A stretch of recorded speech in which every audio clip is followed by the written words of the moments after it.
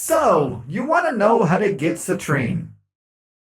First, you're going to have to complete the story Heart to Deimos to gain access to the Mirror Defense mission on Tiana Pass, located on Mars. Now, for Citrine's main blueprint and parts, they have a chance to drop on round 4 or rotation C.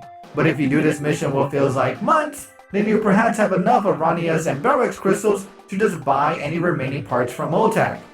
Or you can just buy all the parts, if you're super down on your luck. Anyway, this little bundle of joy is located in the Necrolisk on Deimos, but the parts will only become available to purchase after you are Entranti Associate Rank 3 with the Drama family.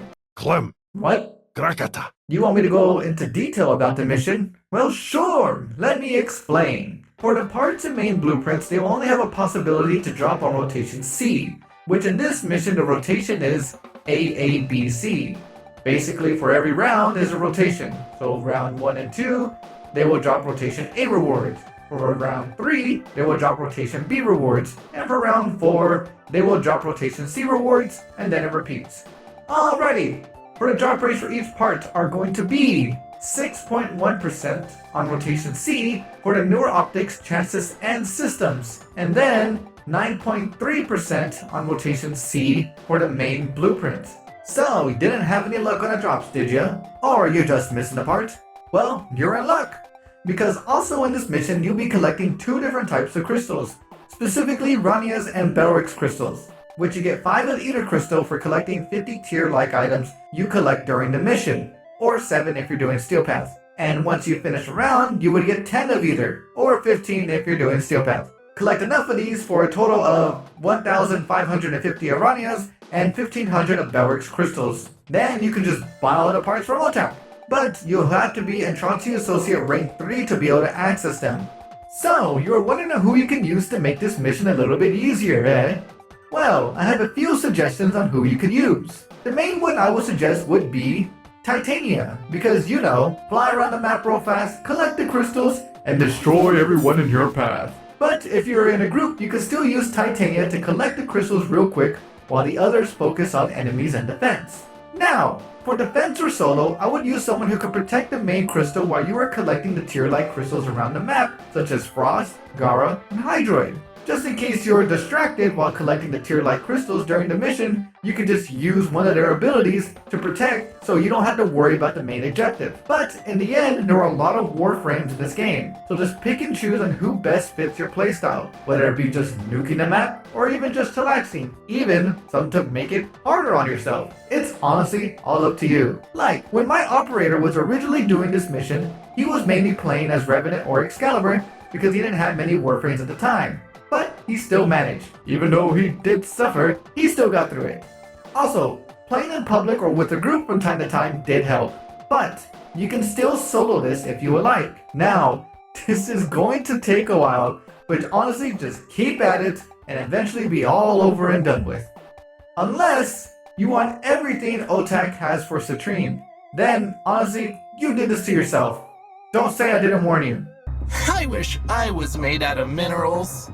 Now that you have all the parts, let's move on to the materials you need to build Citrine. For the Neuroptics, you are going to need 1,000 rubido, which can be found on Earth, Lua, Phobos, Europa, Pluto, Sedna, and the Void. 1,500 salvage, found on Mars, Jupiter, and Sedna. 15 Faceted Tiametrite, which you can get this blueprint for this gem from Otak located in the Necrolisk on Deimos for 1,000 standing.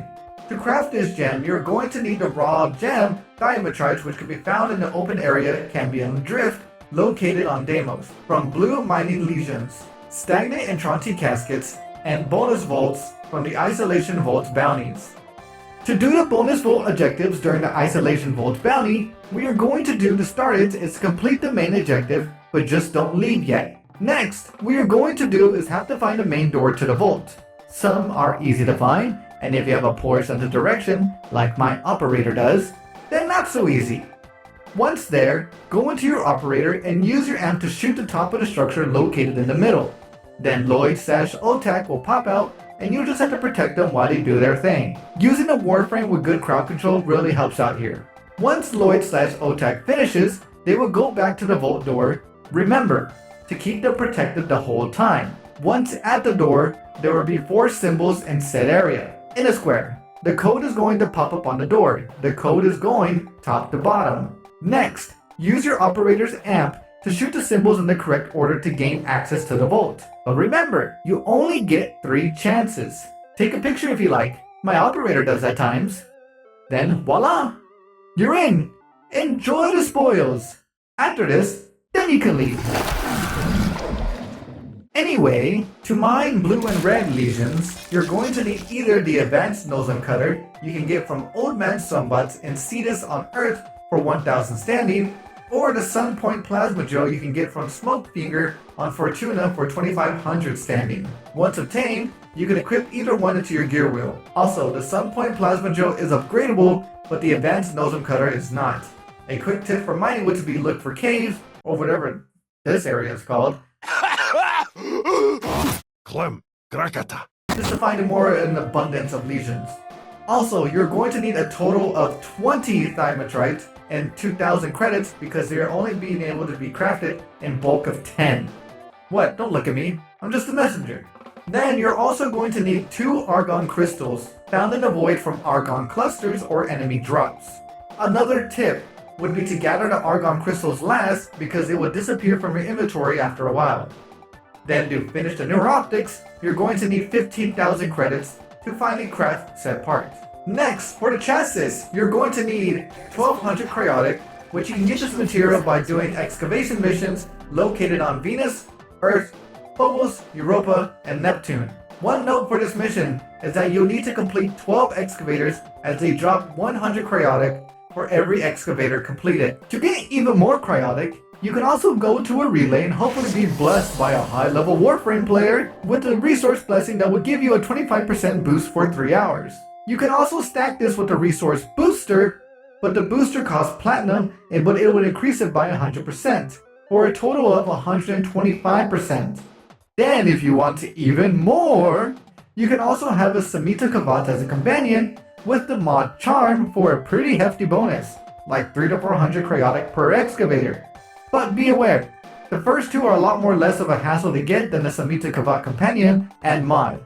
So choose your poison.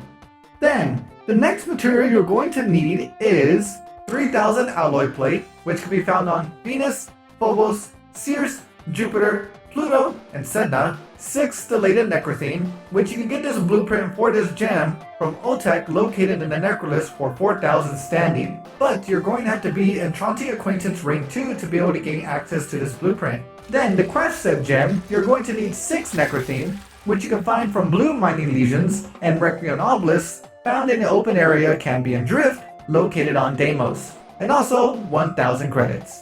To do the Requiem Obelisk, you'll have to find a specific area found throughout Cambion Drift. Once you find one, there will be a structure in the middle with a symbol on top.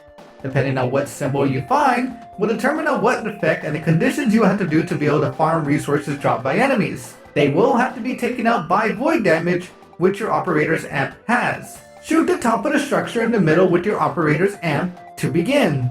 Now, for each symbol's effect and the way you have to defeat enemies to gain the resources you are looking for are as follows. Risks. This effect will blind enemies every 12 seconds within range, but only lasts 6 seconds. You will have to take out the enemies blinded to be able to gain the resources. Fass. This will confuse enemies and they will attack each other. Enemies defeated by each other will drop resources, as well as confuse enemies defeated by your operator's amp. Vome. Tenno of the opposition, making enemies trapped within its bubble. Destroy enemies within said bubble for them to drop resources. Lohk. Creates a pulse that damages enemies. They will have to be taken out by these pulses to be able to gain the resources. Netra. 2 little guys will come out and go into attack mode, but there can be up to 4 of them. Enemies that are defeated by these friendly little guys will drop resources. Also, once the little guys deactivate, they will drop resources as well. Jahu. Creates a 10-meter bubble that pushes enemies back but doesn't damage them. Destroy enemies that are pushed away quickly to be able to gain resources from them. Khra.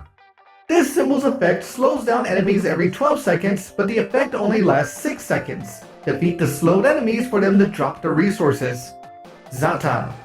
just randomly chooses any of the other symbols we just spoke about, and the requirements for the resources will correspond to said symbol. Each one of these lasts 90 seconds. Furthermore, using a warframe that are able to pull enemies together like Mag or Vagabond can help, because as once they pull them in, you can just finish the job by going back into your operator and dealing the final blow. They will help for some of the Requiem Obelisks tasks, not all of them. Once the 90 seconds are up, it will go on a cooldown. Then you can just run off and go do the next one. Also, if you don't like some of the symbols or the obelisks to stop spawning enemies, then you can just leave the open area fully and then you can go right back in to have them reset. One more thing. Oh, almost forgot. You can also find Requiem Obelisks while you're doing the Isolation Vault bounties. Little hint, they do tend to spawn a lot more enemies. So, keep that in mind, will ya? You are also going to need 2,000 nanospores, which can be found on Saturn, Neptune, Eris, and Deimos, and then 15,000 credits to build the part. And for the systems, you're going to need 1,500 circuits, which can be found on Venus, Ceres, and the Kuva Fortress, 1,500 polymer bundle, which can be found on Mercury, Venus, and Uranus, 3 gallium, which can be found on Mars and Uranus, 2 morphics, which can be found on Mercury, Mars, Phobos, Europa, and Pluto, and 15,000 credits. And lastly, you're going to need 3 organ cells, which can be found on Ceres, Saturn, and Deimos, and 30,000 credits to officially build Citrine. Then it is that time again. Hey, I said don't look at me like that, because it is everyone's favorite game, the waiting game. Why, you may ask? Well, that is because each part takes 12 hours to build and 72 hours for the main build. So do what you will while you ponder your sanity. Good luck and have a wonderful time. You like it hot.